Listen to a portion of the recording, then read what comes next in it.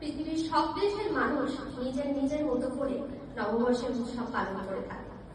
বাঙালি সমাজও এই দিনটিকে নিজের মতো করে পালন করে, আর তারই নাম পয়লা বৈশাখ, আমাদের বাঙালিদের সেরা পয়লা বৈশাখ।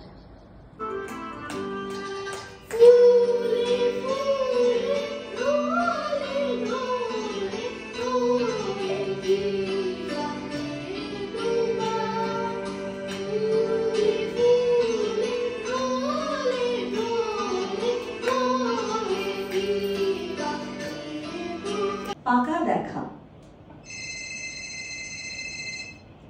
হ্যালো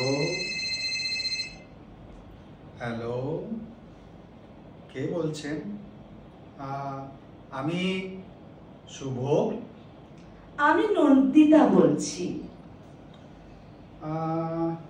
কে নন্দিতা? বাড়ি পরশুদিন যাকে দেখে এলেন। ও হ্যাঁ হ্যাঁ হ্যাঁ, বলুন বলুন, নাম্বার কোথায় পেলেন আমার? ও মা, আপনার মা তো সেদিনই দিয়েছিলেন, বললেন যদি শুভর সাথে তোমার কোনো কথা থাকে তাহলে বলতে পারো। জানেন, আমার মায়ের না আপনাকে খুব ভালো লেগেছে। আর আপনার? আমারও আমারও। আমরা তো এই অঘ্রাণেই বিয়ের কথা ভাবছি। আমার কিন্তু আপনাকে কিছু বলার আছে, জিজ্ঞেস করার আছে। বলুন না, তা বলুন। আসলে সবকিছু তো ফোনে হয় না, তাই আমি ভাবছি আপনাদের বাড়ি যাব। হ্যাঁ, বাড়ি? সেটা কি ঠিক হবে? আচ্ছা বলুন তো, লোকে কি ভাববে? কেন, আপনিও তো আমাদের বাড়িতে এলেন, বিয়ের আগে জামাই আদর খেয়ে খাওয়া দাওয়া করে গেলেন, তারপর নগদ টাকার কথাও বললেন। চিংড়ি মালাইকারিটা কেমন হয়েছিল? হ্যাঁ, চিংড়ি মানে হ্যাঁ, রান্না তো ভালোই হয়েছিল। ইলিশটা জানেন তো গঙ্গার ছিল।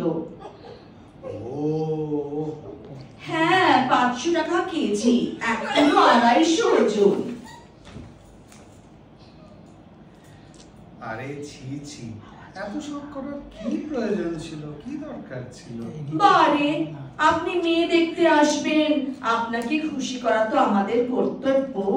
ছেলেদের বাড়ি বলে কথা, ভয় নেই, আপনার ভাবি বউয়ের একটাও টাকা খরচ হয়নি, আমার বাবার টাকাই খরচ হয়েছে। আচ্ছা বলুন তো, কবে আপনাদের বাড়ি যাব? শুনুন না, আমরা যদি